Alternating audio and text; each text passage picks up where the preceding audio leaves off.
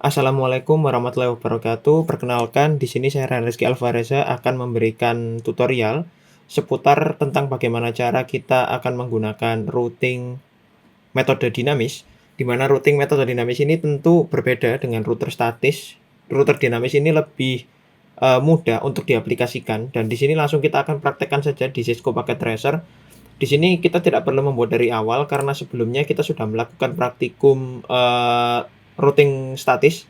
Di sini untuk memudahkan routernya, saya kasih nama dulu soalnya sebelumnya ini nggak sesuai. Ini saya beri nama router 1. Router 1. Oh, ini saya beri nama router dulu. Ini router 1. Ini harusnya 3. Router 3. Nah, ini router 2. Di sini kita gunakan router 2. Setelah itu kita masukkan router 1 supaya lebih mudah. Nah, di router ini kita akan menggunakan yang namanya RIP. Tapi sebelum kita gunakan RIP, di sini kita akan setting untuk no auto summary-nya dulu atau config router version-nya supaya dia akan menggunakan version 2. Nah, di sini kan RIP routing-nya masih kosong. Di sini kita akan setting terlebih dahulu. Cara settingnya cukup mudah, di mana kita cukup masuk ke masing-masing router, kemudian kita masuk ke CLI. Nah, di CLI ini kita coba setting. Nah, di sini kita masuk ke router config. Nah, kemudian kita coba masukkan.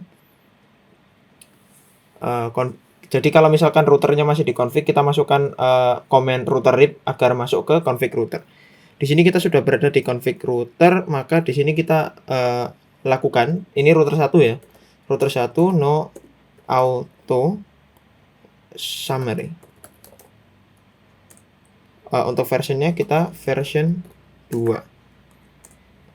Nah, di sini cukup seperti ini saja. Kemudian kita silang, kemudian kita masuk ke router 2. Kita masukkan ke CLI-nya. Nah, ini masih di router. Nah, kita harus masuk ke router config-nya. Di sini kita masuk ke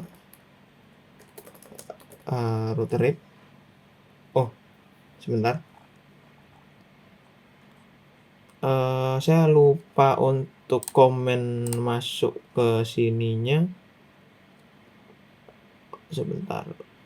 Oh, configure terminal. Configure terminal berarti di sini. Configure terminal. Sebentar, sepertinya ada yang salah. Oh, enable configure terminal. Benar. Configure terminal.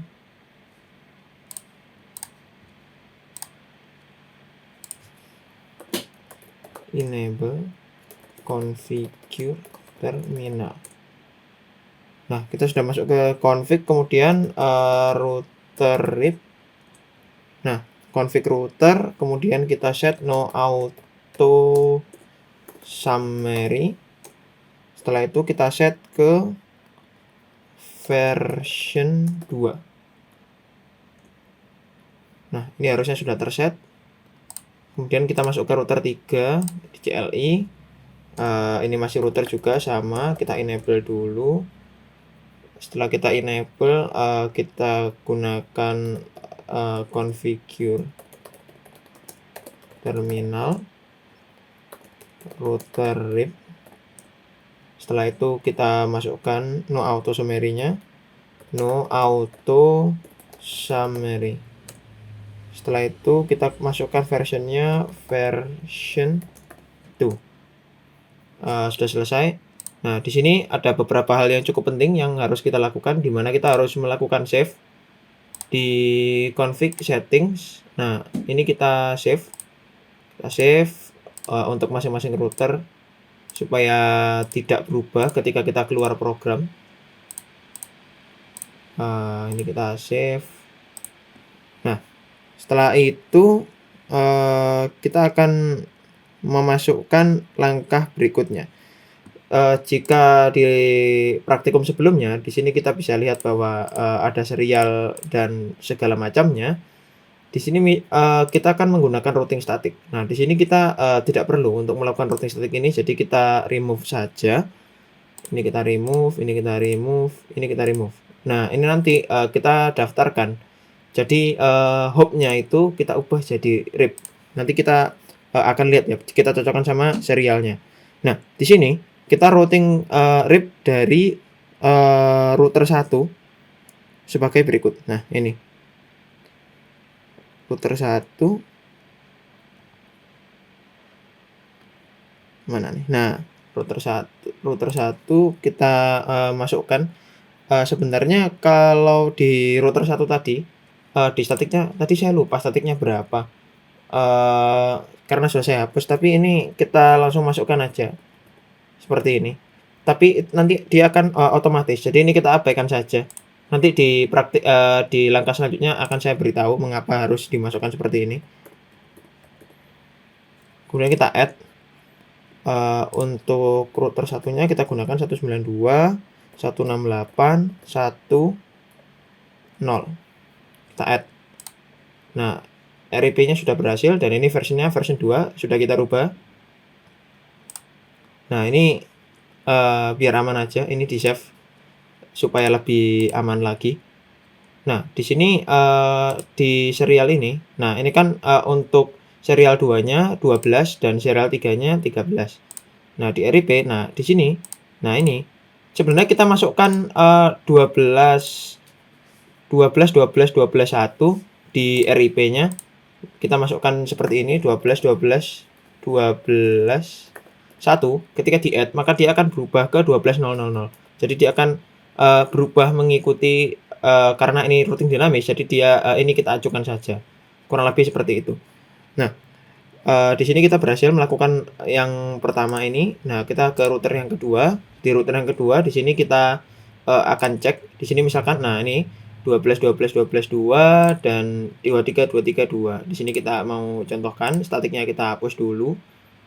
Nah, ini kan, di router yang kedua adalah, 33 sama 43 ini, iya. 33, 43, di mana di sini kita daftarkan, serial, yaitu yang serial 2 sama 3-nya, 12 dan 13. Kemudian ini, kita daftarkan network address, IP-nya dari, server 1 sama server 2. Nah, di sini, kita coba hapus dulu. Kita hapus karena kita sudah tidak menggunakan statik. Di sini di RIP coba kita masukkan, berapa tadi ya? Bentar. Kita coba masukkan 12, 12, 2. Nah, oh 13 ya, ini serial 3 nih.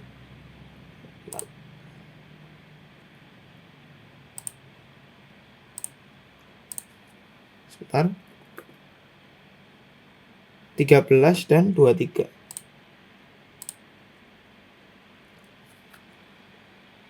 Oh, 13 dan 23. Berarti ini harusnya, 13 ya di sini. Ini 13 dan 23. Oh, bener ya, ini 12. Coba kita masukkan 12, 12, 12, 2. Coba kita add. Nah, dia akan, menjadi 12.000. Tapi di sini, ada sedikit kekeliruan, jadi kita masukkan 13, 0. Nanti kita akan lihat apakah error, nanti kita akan fix seperti apa. Kita langsung lanjut saja terlebih dahulu. 13, kemudian, 23, 0, 0, 0. Kurang lebih tadi seperti itu ya. Jadi ini supaya cepat kita masukkan langsung 33, 0, 0, 0. Ini dari server 1 dan untuk server 2-nya 43, 0, 0, 0. Nah, kurang lebih seperti ini. Kemudian kita setting, kita save. Untuk router 3-nya di sini, kita akan di statiknya. Nah, di statiknya ini, oh, tadi saya ada kekeliruan setting di mana, nah ini tadi salah sebenarnya. Ini kita remove aja. Untuk router 2-nya ini sebenarnya hanya 12 sama 23. Saya salah. 12 sama 23, tapi di sini kita masukkan 192, 168-nya. Karena ini adalah koneksi untuk router 1. Jadi supaya nyambung, tadi saya keliru. Jadi di sini kita masukkan. Nah, ini kita coba pakai ini aja ya. Nah, ini kita masukkan berdasarkan serialnya. Nah, kita rip, kemudian kita masukkan. Nah, dia akan otomatis berubah, dan kemudian untuk serial 3-nya ini 23,2. Kita cek di RIP. Nah, 23 ini sudah terdaftar. Jadi nanti otomatis akan berubah seperti ini. Nah, ini kita perlu tambahkan untuk koneksi ke router 1-nya. 10. Add. Nah, ini untuk router 2. Di sini kita settingnya kita save dulu. Kita save. Nah, untuk router 3-nya, nah ini baru yang seharusnya tadi. Nah, ini kita nggak perlu karena sudah bukan statik. Kemudian kita masuk ke RIP. Nah, setelah itu di RIP kita coba lihat serialnya. Di sini ada 13 sama 23,3. 3 semua. Oke, sekarang coba kita masukkan serial 2-nya terlebih dahulu. Nah, seperti ini. Kemudian kita taruh di sini. Nah, dia akan otomatis berubah. Kemudian serial 3-nya 23, harusnya 23000 ya. Kalau di kopas di sini. Nah, ternyata benar. Sekarang kita daftarkan koneksi dengan servernya. Servernya kan kita lihat servernya ini. Servernya berapa ya? Server kita lihat untuk nah 333. Jika kita masukkan ke RIP, maka akan menjadi 0. Kurang lebih seperti itu. Ini biar cepat karena sudah saya tunjukkan, langsung saja 43000. Karena dia nanti akan menjadi seperti ini. Nah, sudah RIP-nya sudah kita setting. Nah, selanjutnya kita masuk ke mana ya? Nah, kita akan save semuanya. Kita coba save dulu untuk berjaga-jaga. Kita save dulu settingsnya supaya aman, nanti nggak berubah-berubah sendiri. Nah, setelah kita save, setelah itu kita harus merestart dan mereload seluruh konfigurasi device. Nah, di sini kita tekan tombol power cycle device. Nanti dia akan mereset dan menghubungkan ulang seharusnya. Jadi kita tunggu beberapa saat. Nah, dia sudah terhubung kembali. Nah, setelah ini kita akan show IP route. Jadi kita cek hasil routingnya ini sudah benar apa enggak. Setahu saya di sini jika kita masuk ke CLI di sini nih. Nah, kemudian di router, sebentar. Show IP route ini, oh ya benar, router doang, berarti show IP route. Nah, kita lihat di sini. Kalau kita more, nah, yang benar itu seperti ini. Jadi ada paket CR, R, CCR. Nah, ini apa sih CCRRR ini? Nah, ini artinya bahwa dia sudah terhubung dengan banyak device sekaligus. Nah, harusnya seperti ini. Kalau misalkan kita nanti setting routernya hanya C2 saja, hanya C saja, atau hanya R saja, atau bahkan salah satu di antara keduanya tapi tidak lengkap. Nah, itu berarti kita tidak terkoneksi atau terhubung dengan seluruh perangkat. Jadi ketika kita lakukan PDU nanti, maka dia akan mengalami error karena tidak routing dinamis ini. Ini kan membuat rute otomatis. Nah, rute otomatis ini otomatis kita akan terhubung dengan banyak perangkat. Jika tidak ada beberapa bagian yang tidak tersambung, nah itu harus kita betulkan supaya dia bisa menyambung dengan perangkat lain. Nah, ini untuk router 1, kemudian untuk router 2 coba kita cek apakah sama dengan router 1. Kita perlu pastikan juga show IP route. Nah, more. sama. Ini sudah terkoneksi semua. Kemudian kita cek di sini apakah sama juga, show IP route. Nah, sudah. Ini sudah terkoneksi semua, harusnya seperti ini, sudah benar. Nah, setelah itu kita masuk ke simulation. Di sini filenya saya save dulu biar nggak hilang-hilang. Kita masuk ke simulation, kemudian simulation yang ini kita delete. Sama, kita masih menggunakan isi MP untuk simulationnya. Kemudian kita PDU. Kita simple PDU dari PC1 ke PC2. Nah, seperti apa hasilnya? Di sini kita amati bersama-sama.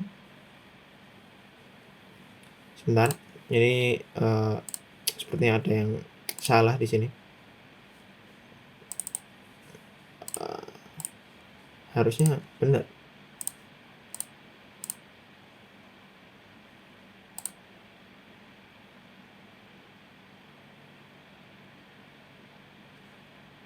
Nah, ini dia bisa ke PC1, setelah dari PC1 dia kembali ke PC0. Artinya PC0 dan PC1 ini terhubung. Supaya enak, ini saya kasih nama saja di sini. Saya ganti namanya jadi PC dulu. Nah, ini harusnya PC2. Harusnya PC2 ini. PC2. Oh, PC2. PC1. PC1 ini PC3 ini harusnya. PC3. Nah, ini PC2 supaya sama dengan yang ada di modul. Ini PC1 sama servernya biar nggak lupa. Ini server 1, ini server dulu, server 0. Nah, ini kita gunakan server 2. Server 2 ini kita ubah ke server 1. Nggak ada yang perlu dirubah, cuma dirubah namanya doang. Nah, ini tadi kan sudah berhasil. Kemudian kita bikin skenario baru lagi, di mana kita kirimkan simple PDU dari PC1 ke PC3.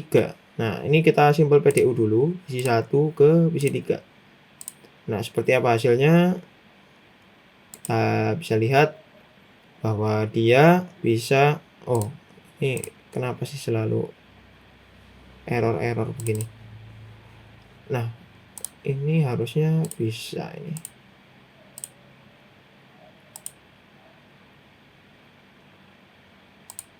Nah, apakah dia bisa? Nah, dia bisa kembali. Artinya ini sudah terhubung. Next kita di skenario 2. Sekarang coba kita buat simple PDU dari PC1 ke server 1. Ke server 1. Coba kita tes. Nah, ini lewat sini ke router 3. Kemudian dia callback kembali ke tempatnya. Apakah successful? Nah, successful. Oke, next. Di skenario yang keempat, dari PC1 ke server 2. Dari PC1 ke server 2. Nah, apakah bisa? Ini selalu error. Jadi agak effort mengulang-ulang.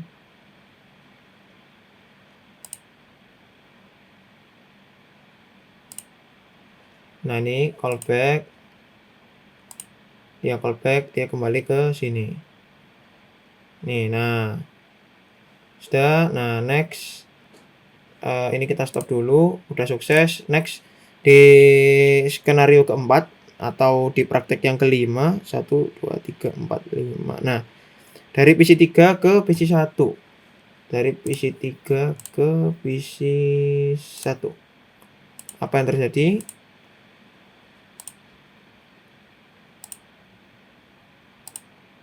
Nah, dia successful juga. Kemudian dari PC3 ke PC2. dari PC3 ke PC2, kita PDU PC3 ke PC2. Hasilnya seperti apa? Nah, ternyata dia bisa terhubung dan kembali successful. Next dari PC3 ke server 1. PC3 ke server 1. Apakah bisa? Ternyata bisa. Callback kembali. Nah, bisa. Nah, setelah itu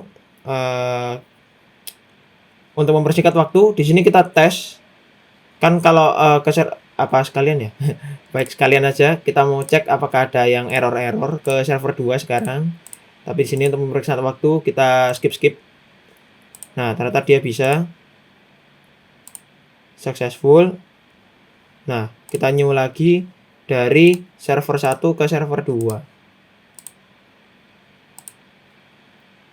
Nah, ternyata dia bisa berkomunikasi juga. Nah, maka di sini kita sudah memenuhi seluruh syarat. Next kita coba nah, ini kita matikan dulu. Kita masuk ke mode real time. Nah, di sini coba kita matikan untuk sebentar nih. Ini yang harus dimatikan yang mana? Ini yang menghubungkan. Oh, ini jalur ini nih. Berarti serial 2-nya kita matiin. Nah, setelah serial 2 kita matiin, nah setelah itu kita coba PDU. Habis itu kita tracing sekalian. Kita masuk ke simulation, kita new dari PC1 ke server 1. Nah, seharusnya dia bisa membuat jalur sendiri tanpa kita perlu mengajari router. Jadi dia sudah bisa memetakan jalur sendiri untuk menuju ke server 1. Meskipun kabel ini saya putus. Serial dari router 1 ke router 3. Hubungannya saya putus. Bisa. Aman. Dari server 2. Dari PC1 ke server 2. Ini untuk mempersingkat waktu. Kita bikin 2 PDU saja. Setelah itu kita tracing ke server 2. Harusnya kan ini langsung. Tapi harusnya ini belok. Kalau kita matikan ya. Nah, ternyata dia bisa belok ke server 2 melalui router 3. Karena diputus, dia kembali ke jalur ini. Konsepnya kurang lebih sama dengan statik, tapi ini lebih canggih. Jadi dia bisa mencari jalur otomatis jika kita lakukan pemutusan terhadap salah satu jalur. Seperti ini. Kalau kita matikan nih, 13. Kalau di statik kan 13 nih. Nah, 13-nya kita matikan serialnya. Nah, setelah itu kita coba lakukan tracing. Kita masuk ke mode real time. Kita lakukan tracing. Sebentar. Ini untuk PC2 IP-nya berapa ya? Oh, sebentar. Oh, ini 65 nih. Dari PC1 ke PC2. Sekarang kita coba command prompt. Kemudian trash rt. Ini bisa di copy paste enggak ya? Paste. Nah, kita coba. Nah, ternyata bisa. Nah, sekarang kita coba ke kemana ya? Ini. Mana IP-nya berapa ini? 253. Trash rt.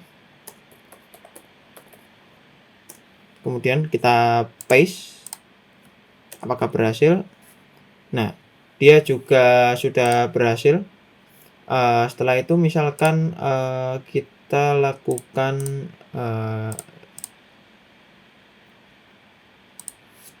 ini bisa nggak ya? Coba-coba aja. Trash rt. Kalau server masa nggak bisa? Oh, bisa. Di sini semuanya sudah terhubung, jadi kita nggak perlu tes satu-satu gitu. Karena di trash rt kita bisa lihat bahwa semua perangkat di sini terhubung.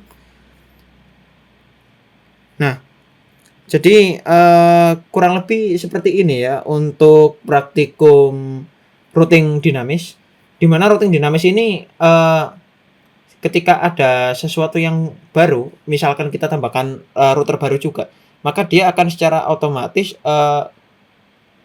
membuat jalur sendiri. Jadi, tanpa perlu kita ajari.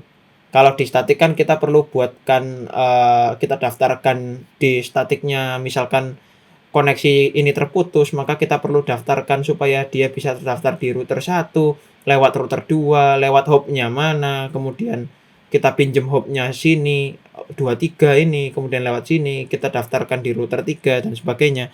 Nah, ini di router dinamis kita bisa lakukan, routing secara otomatis. Jadi sistem yang membuat jalurnya sendiri. Dengan catatan masing-masing router ini sudah terhubung. Kita bisa lihat di show IP route tadi, ketika ada beberapa bagian yang mungkin belum terhubung, nah disitulah akan terjadi error. Nah di sini ketika kita sudah lakukan tes hingga banyak skenario dan kita lakukan trace RT, semuanya sudah berhasil dan ini mengindikasikan bahwa routing dinamis ini sudah sukses kita praktekkan di Cisco Packet Tracer. Semoga apa yang dapat saya sampaikan dan saya berikan di tutorial kali ini dapat bermanfaat bagi semuanya. Mohon maaf apabila ada kesalahan kata dan juga mungkin kesalahan dalam hal teknis dan pembahasan. Sekian dari saya, terima kasih. Wassalamualaikum warahmatullahi wabarakatuh.